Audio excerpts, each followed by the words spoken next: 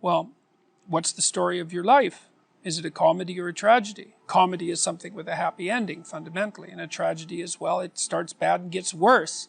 And is it a tragedy that someone else is imposing on you, or some bit of you that you don't understand? What's the story of your life? Part of that is, well, what do you want? What are you aiming at? That's the reverse of sin, right? Right. You're aiming at something. What do you hope for? So the exercise basically assumes that you treat yourself as if you're someone that you're taking care of.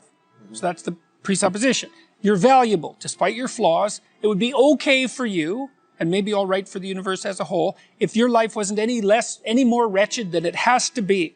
So we could set it up for that. Right. Okay, so now, if you were looking 3 to 5 years down into the future, and you could have what you needed within the bounds of reason, what would it be? What do you want? What do you want from your family? What do you want from your friends? How are you going to educate yourself?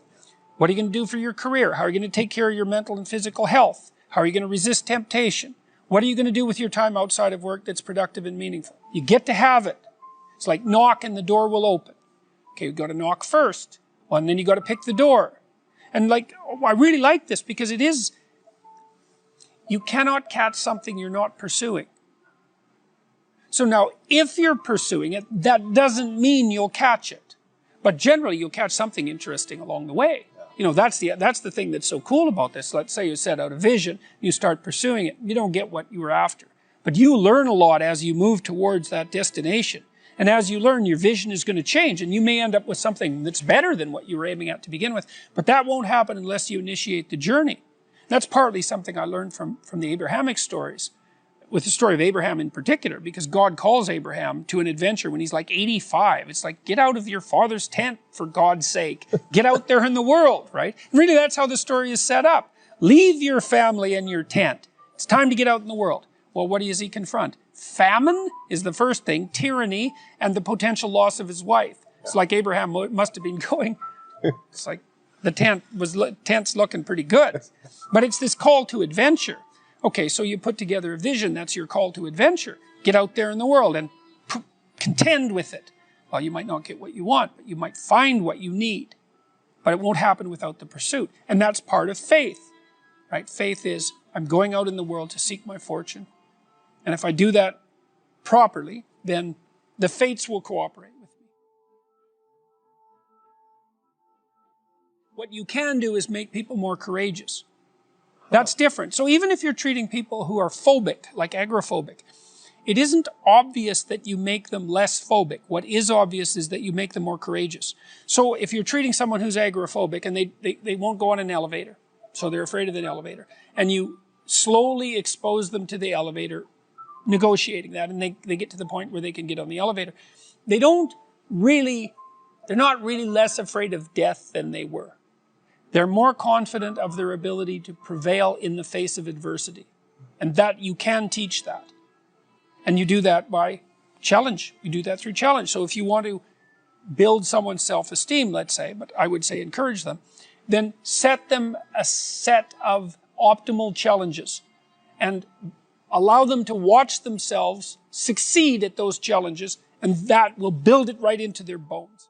People think that the purpose of memory is to remember the past. And that's not the purpose of memory. The purpose of memory is to extract out from the past lessons to structure the future. And that's the purpose of personal memory.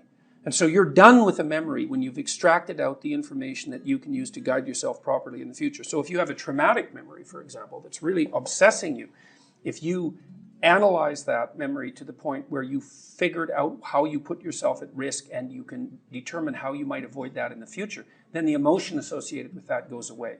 So memory has a very pragmatic function. And cultural memory is the same thing, is that we need to extract out stories from our past that structure our future. And we need that because, well, first of all, if you don't have a purpose, let's say, it isn't that your life becomes neutral in a meaningless sense. It's that your life becomes characterized by unbearable suffering, because the baseline condition of life is something like unbearable suffering. And what you have to set against that is a noble and worthwhile purpose. And hopefully, hopefully your determination of that purpose is buttressed to some degree by the wisdom of the past, because you can't conjure something like that up on your own. And if you provide people with nobility of purpose, then they can tolerate the suffering of existence without becoming entirely corrupted by it. And cultures that don't do that, it isn't even so much that they die, it's that cultures that don't do that are dead. They're done. They don't have a story anymore. They don't have a call to adventure. And then, well, then everyone suffers stupidly as a consequence. It's a very bad thing. So Churchill made the same observation that many of the great psychologists and philosophers made in the early part of the 20th century. It's like, bring the story forward and propagate it and make it the most noble possible story. And then you motivate people to transcend themselves, which they need to do. When people talk to me about watching my lectures, let's say, they basically say one of two things. If it's not just a simple thank you, they say one of two things. A third of them say, a quarter of them say, when I listen to you talk, it's as if you're telling me things that I already know. It's like, yeah, well, that's exactly right, because that's what archetypal stories are. They're the description of what you already know. But that can be articulated, and then who you are and how you see yourself and the way you describe yourself all become the same thing.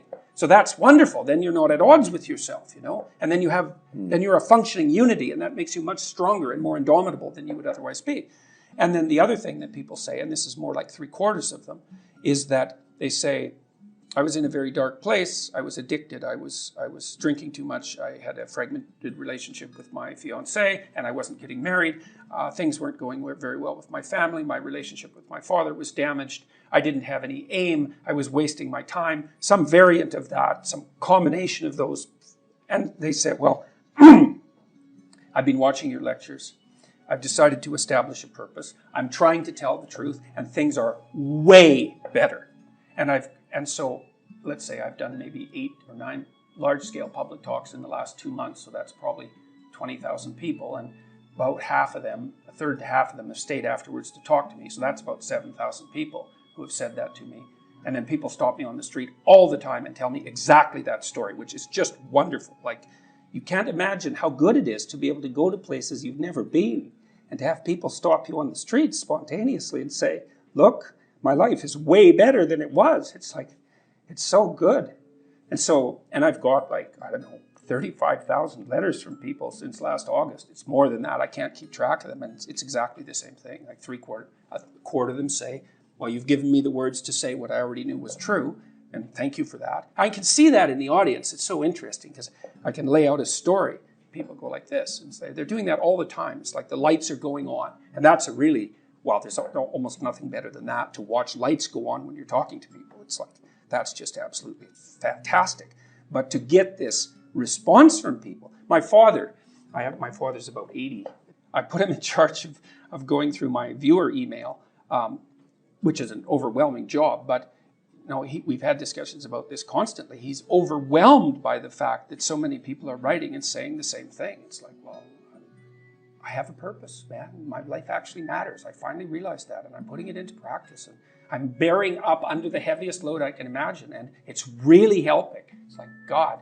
And that's tens of thousands of responses now. So you couldn't hope for anything better than that. There's zero harm in it, right? It's just people putting their lives together. They're not mucking about with other people.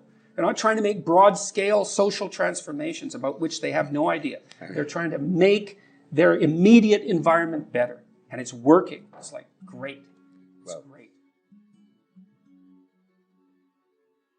A journalist asked me why people are responding so positively to what I'm saying. The young men, for example. And I thought, why? Yeah, that's a good question. He says, well, I'm actually on their side.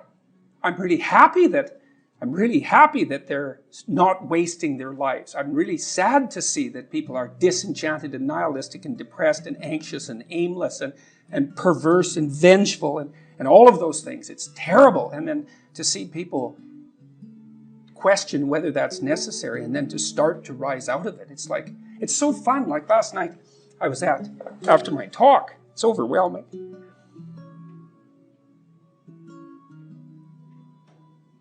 I don't usually think about these things, but I was after my talk last night, and so all these people line up, and they have their 15 seconds with me, and they're kind of tentative. They're excited and attentive when they come up to talk to me, and then they have 15 seconds of time to tell me something. I'm really listening to them, and they're hesitant about whether or not to share the good news about their life. And I think it's often because when people share good news about their life, people don't necessarily respond positively. They don't get encouragement. And people need so little encouragement. It's just unbelievable. And so they'll tell me something good, and I think, God, that's so good. Somebody says, oh, I'm getting along way better with my father. I haven't seen him for 10 years, and now we get along. It's like, God, great. And then the power of that, you can't overstate the power of that for individuals to get their life together. The individual's an unbelievably